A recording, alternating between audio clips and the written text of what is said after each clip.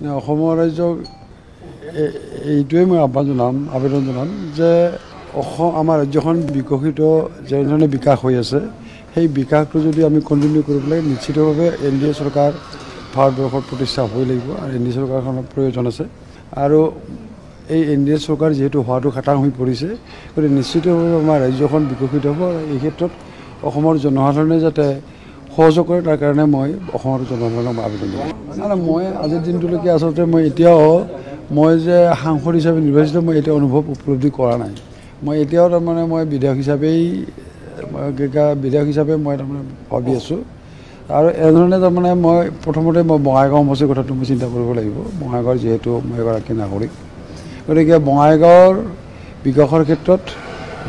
বৰপেটা লোকসভা সমষ্টিৰ সাংসদ হিচাপে মই বঙাইগাঁৱৰ প্ৰতি যিটো দায়িত্ব কৰ্তব্য আছে সেই দায়িত্ব কৰ্তব্যখিনি মই পালন কৰি যাম আৰু লগে লগে বৰপেটা লোকসভা সমষ্টিৰ যি 10টা বিধানসভা সমষ্টি আছে সেই 10টা বিধানসভা সমষ্টিটো সমভাৱে বঙাইগাঁৱৰ নিচিনাকৈ তেনেধৰণে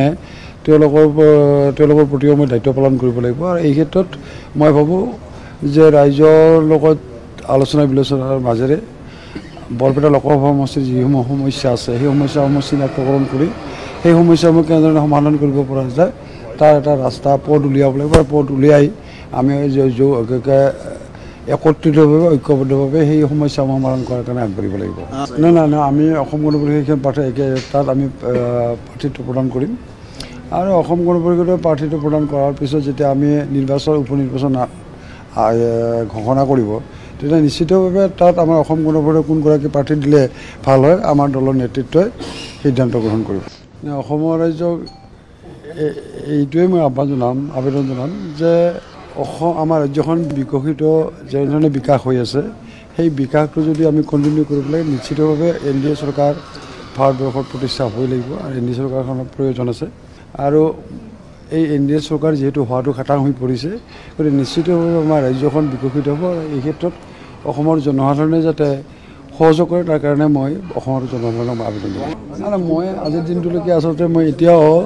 মই যে সাংসদ হিচাপে নিৰ্বাচিত মই এতিয়া অনুভৱ উপলব্ধি কৰা নাই মই এতিয়াও তাৰমানে মই বিধায়ক হিচাপে মই তাৰমানে ভাবি আছোঁ আৰু এনেধৰণে তাৰমানে মই প্ৰথমতে মই বঙাইগাঁও সমষ্টিৰ কথাটো মই চিন্তা কৰিব লাগিব বঙাইগাঁৱৰ যিহেতু মই এগৰাকী নাগৰিক গতিকে বঙাইগাঁৱৰ বিকাশৰ ক্ষেত্ৰত বৰপেটা লোকসভা সমষ্টিৰ সাংসদ হিচাপে মই বঙাইগাঁৱৰ প্ৰতি যিটো দায়িত্ব কৰ্তব্য আছে সেই দায়িত্ব কৰ্তব্যখিনি মই পালন কৰি যাম আৰু লগে লগে বৰপেটা লোকসভা সমষ্টিৰ যি 10টা বিধানসভা সমষ্টি আছে সেই 10টা বিধানসভা সমষ্টিটো সমভাৱে বঙাইগাঁৱৰ নিচিনাকৈ তেনেধৰণে তেওঁলোকৰ প্ৰতিও মই দায়িত্ব পালন কৰিব লাগিব আৰু এই ক্ষেত্ৰত মই ভাবোঁ যে ৰাইজৰ লগত আলোচনা বিলোচনাৰ মাজেৰে